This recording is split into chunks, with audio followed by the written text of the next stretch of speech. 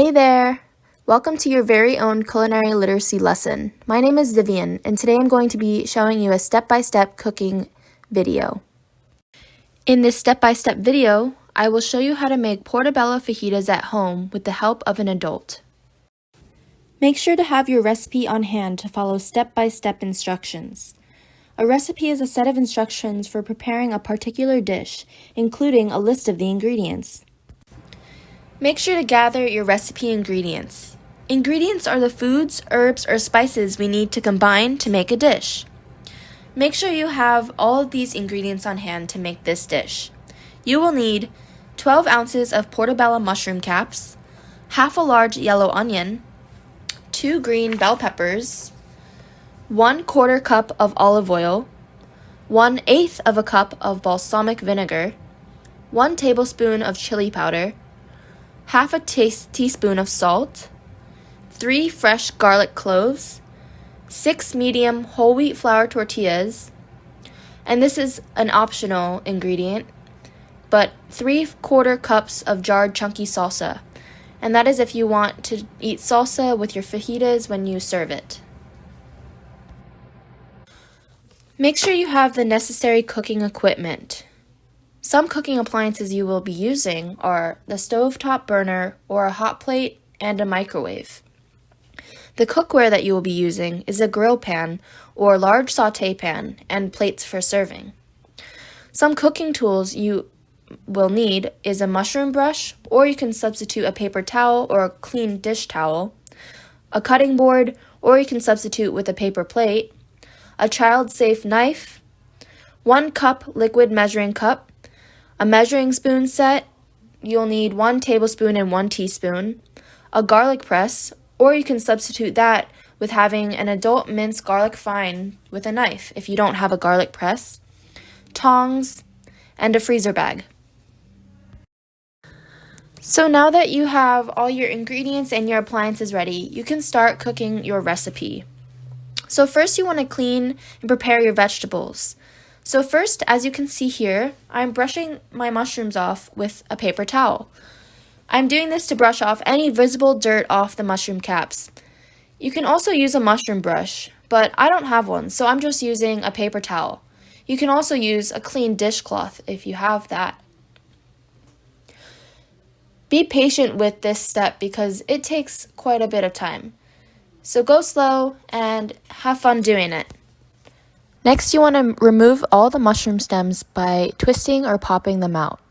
By removing the mushroom stems, it helps to create a flat surface on the mushroom so that when you cut it, it can stay flat on the cutting board.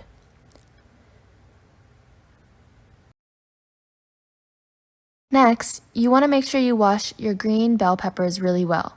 Turn on the faucet so you have cold running water and give them a nice scrub. Make sure to get off all the dirt. Turn off the water and dump out the water from your strainer. And dry your bell peppers with a paper towel.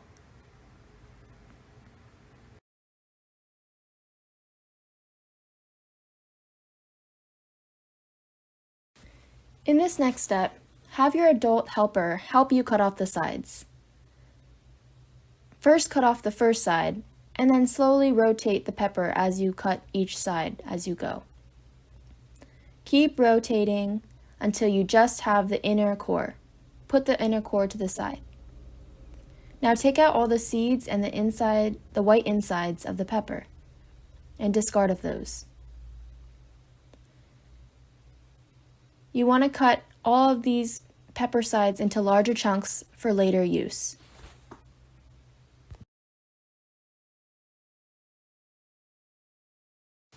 Next, have your adult helper cut off the end of the onion.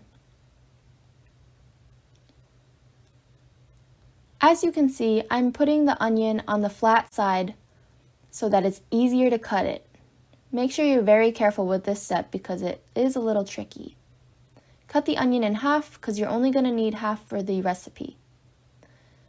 I found it a lot easier to cut off both ends before peeling off this outer skin of the onion. Peel off that skin and put it to the side.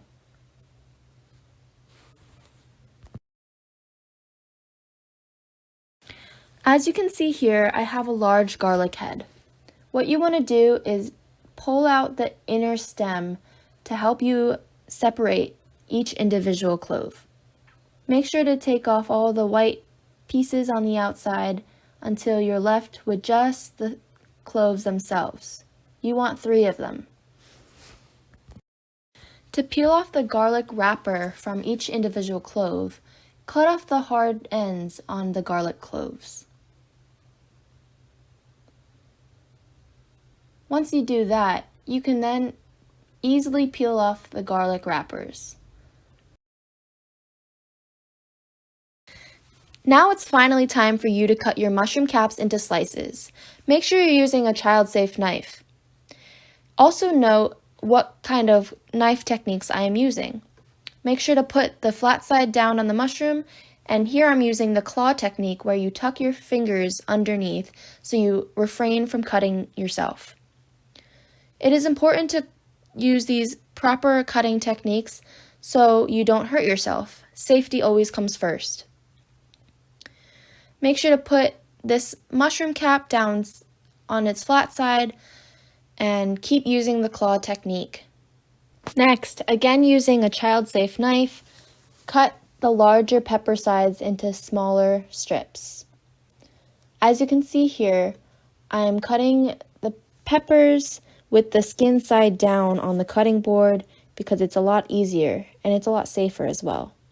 Next, it's time to cut the onion half into slices. Remember to use proper knife techniques. Also note that the onion is on the flat side down. It's a lot easier to cut round vegetables like onions by doing that. Here I'm going to show you how to use a garlic press. If you don't have a garlic press, you can substitute it with having an adult helper mince your garlic up. Put the garlic clove into the press and firmly press it closed. Keep pushing until it comes out on the other side. Have an adult helper scrape the end with a knife. Continue to do this with the second clove and then the third clove until you have no more cloves left. Now it's time to make the marinade.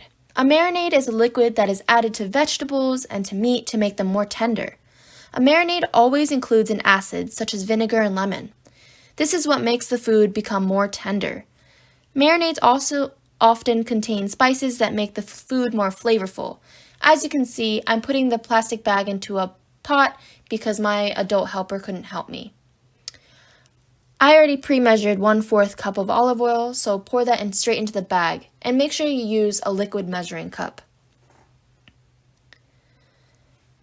The next ingredient is balsamic vinegar. You want to use about 1/8 cup, but that is also equivalent to 2 tablespoons. So I measured out 2 tablespoons of balsamic vinegar and put that straight into the freezer bag.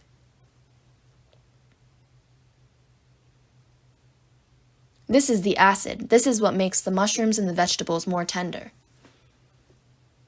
The next ingredient is chili powder. Here I realized that I had just used the tablespoon that I need for the chili powder with the balsamic vinegar, so make sure to clean it off before you use it.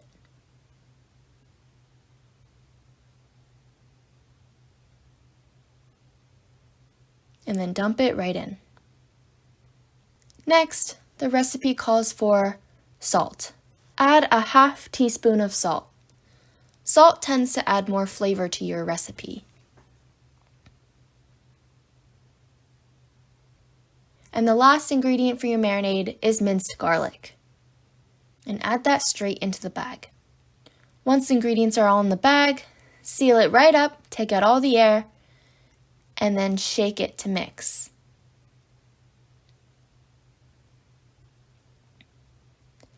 Next, add all the vegetables and sliced mushrooms into the bag of marinade. Here I'm adding the onions into the bag.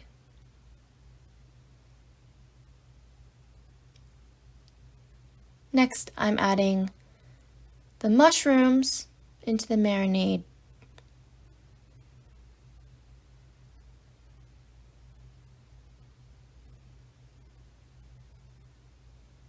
And finally, I'm adding the green bell peppers.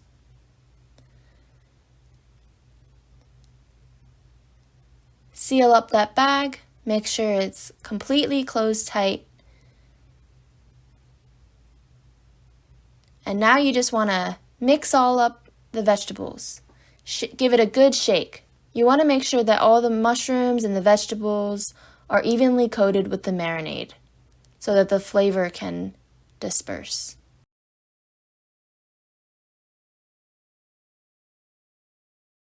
Next, it's time to cook your marinated vegetables on a grill pan or saute pan. Have an adult preheat a pan over medium-high heat. When it's ready, add the contents of the bag onto the pan and cook until browned, and make sure you stir it constantly. Keep checking it, keep mixing it so it doesn't burn.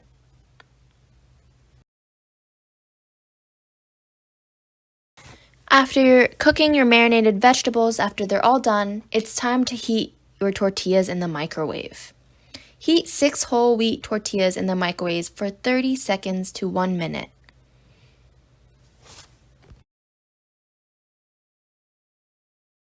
When the tortillas are done heating up, have an adult remove the plate from the microwave, as it may be hotter than you think. And now it's finally time to wrap your fajitas. Take one of the tortilla wrappers and put it on a plate. Use your tongs to grab about 1/6 of the grilled mixture and put it in the center of the tortilla.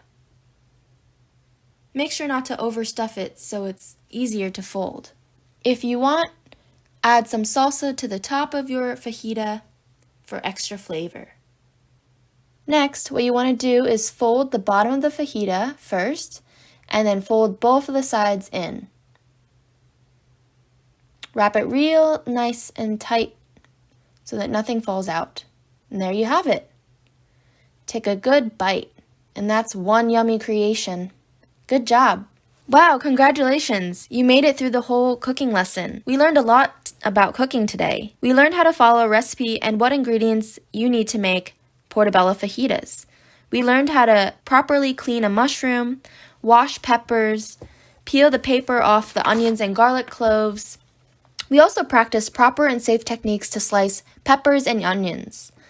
We learned that if you make a flat surface by removing the stems of mushrooms and cutting an onion in half, it is a lot easier. We also cut into the fleshy part of the vegetable with the peppers. And we also learned to tuck our fingers under with the claw method when slicing vegetables. We learned how to marinate foods to make them more tender and add flavor. Now it's your turn. A chef is someone who cooks food, and kids like you can be chefs too. Use your recipes at home to follow the steps in the demo to become a healthy helper, to make your own sizzling portobello fajitas at home with the help of an adult. Thanks for watching. Bye!